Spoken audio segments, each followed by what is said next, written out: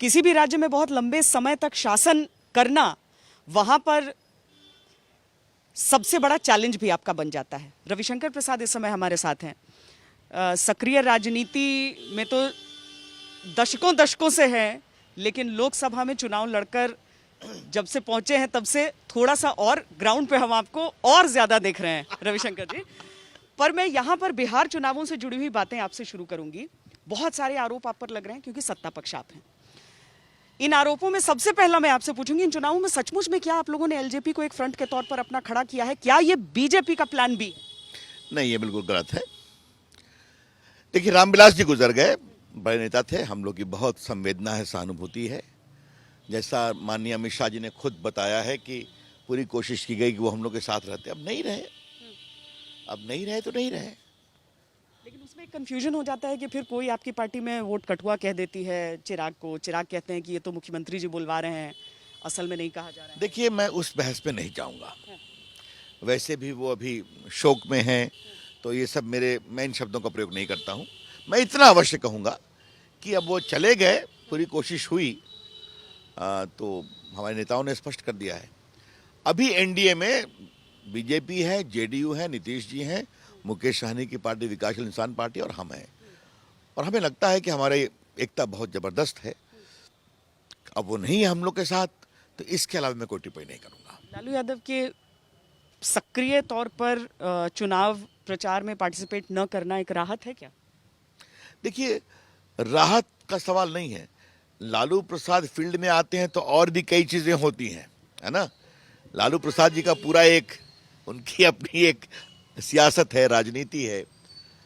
देखिए, मैं उनको इतना ही कह सकता हूं आपसे, आपके दर्शकों के लिए, कि लालू जी उम्र में मुझसे बहुत बड़े हैं। हम लोग सब जेपी मूवमेंट के प्रोडक्ट हैं।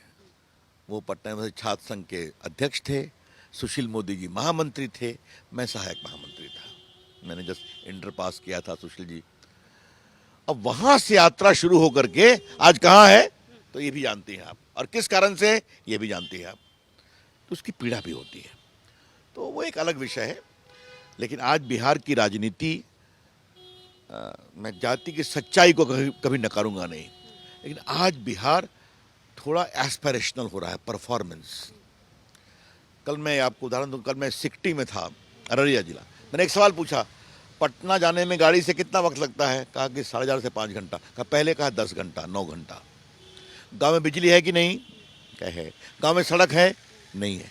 अब मैं हर गांव में ऑप्टिकल फाइबर इंटरनेट ला रहा हूं, 45,000 गांव में, जो पीएम ने अनाउंस किया था। क्या आप ये पूछ पाते हैं उनसे कि गांव में रोजगार है या नहीं, बिहार में रोजगार है या नहीं? देखिए, नीतीश जी ने कहा 6 लाख लोगों को रोजगार मिला। हमारे कॉमन सर्विस सेंटर्स हैं, जो 3,000 थे जब हम लोग की सरकार आई थी, अब उनको मैं ले गया हूं लगभग 45,000 देश में, और लगभग 4 लाख पूरे प्रदेश में, बिहार में, और 4 लाख देश में। 2.5 लाख बच्चे काम करते हैं, डिजिटल सेवाएं देते हैं, वही ये ऑप्टिकल फाइबर ले जा रहे हैं। अब मुझे ये बताइए, सड़कें बनी कि नहीं बनी, पुल बने कि नहीं बने, बन रहे हैं, बिजली आई कि नहीं, तो उसके काम में रोजगार मिलता है कि नहीं। मैं पटना में 9 बीपीओ ला चुका हूँ। पटना में श्वेता जी टीसीएस का सेंटर खुल चुका है, मालूम है आपको। मुजफ्फरपुर में खुल चुका है बीपीओ, गया में खुलने वाला है। तो ये सब नए रोजगार के अवसर पैदा हो रहे हैं, और होने भी चाहिए। लेकिन अब कोई कह रहा है कि हम 10 लाख लोगों को नौकरी देंगे, तो मैं पूछूंगा अतीत क्या है उनका, बताइए। अब आप हमसे सवाल पूछ सकती हैं कि आप क्यों 15 साल की याद को कुरेद रहे हैं। क्योंकि वो था याद अपहरण का, वो था शर्म का, वो था लूट का। और मैं पटना में आपसे बात कर रहा हूँ, आप याद करिए, शायद आपका भी संबंध तो जरूर है इस शहर से। वो डिला लाइसेंस कहाँ चला गया, याद है ना? वो मेफेयर कहाँ चला गया? तेजस्वी कह रहे हैं कि 15 साल में जितनी इंडस्ट्रीज यहाँ पर बंद हुई हैं उसका हिसाब दें नीतीश कुमार, क्योंकि जो उसके पीछे के 15 साल थे उसके लिए तो उन्होंने माफी भी मांग ली थी। मेरा जवाब बहुत सिंपल है, अपने पिताजी की तस्वीर क्यों नहीं लगाते होर्डिंग पर? माताजी कहाँ गायब हैं? जिसकी विरासत से वो हैं, ये शर्मिंदगी क्यों है अपने पिताजी माताजी की तस्वीर को लगाने में? यही सवाल है। नीतीश कुमार मोदी जी की तस्वीर क्यों नहीं लगा रहे? देखिए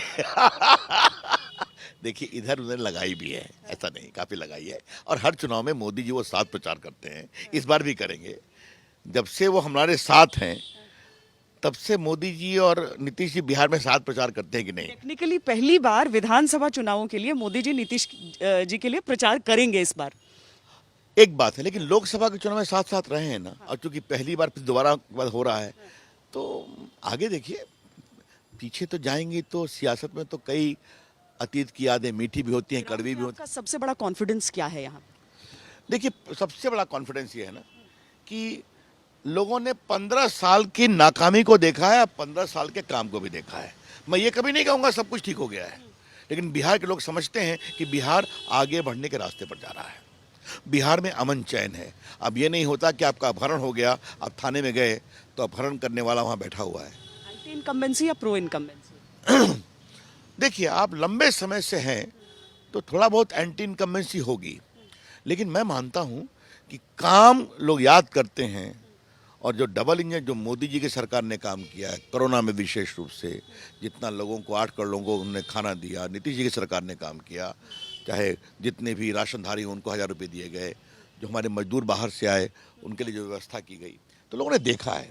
और लोग को लगता है कि ये सरकार संवेदनशील सरकार है, संवेदनहीन नहीं है। क्योंकि पटना शहर में ही खड़े हैं आप, पिछले साल की तस्वीरें सबको याद हैं कि किस तरीके से यहाँ वाटर लॉगिंग हो गई थी और लगा था कि यहाँ से एक चुनावी मुद्दा निकलेगा। आपको लगता है काट पाए आप उसको? देखिए, आपने तो कह दिया, आप देश की बड़ी पत्रकार, आपका अधिकार, लेकिन मैं हमेशा जमीन से जुड़ा रहता हूँ, अपने विद्यार्थी के दिनों से ही, चाहे राजसभा में रहा तब भी। हाँ, मैं बना था तो इतना इतना पानी था राजेंद्र नगर में, कदम कुआं में, तो मैं घूम रहा था, रिलीफ बांट रहा था। मैंने एक वादा किया था कि अगले साल पटना में पानी नहीं लगने दूंगा।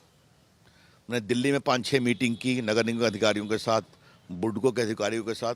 मैंने खड़ा होकर नाला साफ करवाया, मैंने पंपों को देखा खुद जाकर करके पटना में। यहाँ 5-6 मीटिंग की सारे अफसर विधायकों के साथ। I was keeping my finger crossed. इस बार कम से कम बारिश ज्यादा हुई, लेकिन पानी जमा हुआ लेकिन निकल गया। और श्वेता जी, एक इलाके से आप परिचित हैं, रामकृष्ण पथ जो है राजेंद्र के आगे, वहाँ एक 2-3 बड़े मैनहोल थे जहाँ 40 साल से सीमेंट की बोरियां अंदर पड़ी हुई थी, जो ब्लॉक लगाई गई थी, उस सबको साफ करवाया गया। तो जनता ने मेरा काम देखा है, कोरोना में भी काम देखा है। और एक बात मैं कहूँगा, मैं जनता से जुड़ा रहता हूँ। भारत सरकार का एक वरिष्ठ मंत्री लोग कहते हैं, लेकिन पटना आकर के मैं अपनी जनता से खूब जुड़ा रहता हूँ। आज भी जा रहा हूँ तो अपने फतवा विधानसभा क्षेत्र में गाँव में जा रहा हूँ, 200-300 लोग, 100 लोग के साथ बैठ कर गप्पे करूंगा, चाय पीऊंगा, हालचाल लूंगा। एक और मुद्दा बहुत उठाया जाता है, वो ये कि आज भी ऐसा क्यों होता है कि लोगों को दिल्ली जाना पड़ता है इलाज कराने के लिए, एक सांसद के तौर पर ही सही, और यहाँ के 15 साल में के वो गठबंधन वाले शासन में मेडिकल सुविधाएं क्या यहाँ पर बनी है? ये आपका बहुत अच्छा सवाल है। देखिए, एम्स अटल जी की सरकार में आया था पटना में, 10 साल में कुछ नहीं हुआ। मनमोहन की सरकार में थोड़ा थोड़ा काम हम लोग की सरकार आई, तेज कराया, आज ऑपरेशनल है। और इस बार पटना में कोविड की लड़ाई में बिहार में एम्स पटना ने बड़ा काम किया है। बाकी दिल्ली के कारण अस्पताल खुले, बिहटा में बड़े से, मुजफ्फरपुर में खुले, पीएमसीएच में 100 बेड का अस्पताल खड़ा किया गया। और काम करने की ज़रूरत है। इतने मेडिकल कॉलेजेस आ रहे हैं बिहार में, आपको मालूम है, doctors, paramedical staff, nursing staff, सारी चीज़ आ रहे हैं। तो मैं, जैसे मैंने क्या किया, हम लोग जाते हैं एम्स में, तो मैंने आईटी मंत्रालय से व्यवस्था की है कि आप अपना अपॉइंटमेंट ऐप से ले सकते हैं, दिल्ली जाके रजिस्टर करने की जरूरत नहीं है एम्स के लिए। तो ये काम करेंगे, कर रहे हैं, और आगे करने की जरूरत है। तो ये आगे करना किसके द्वारा होगा? महागठबंधन नहीं, ये एनडीए के साथ ही होगा, ये कहना चाहता हूँ। बहुत बहुत धन्यवाद हमसे बात करने के लिए। बहुत बहुत धन्यवाद।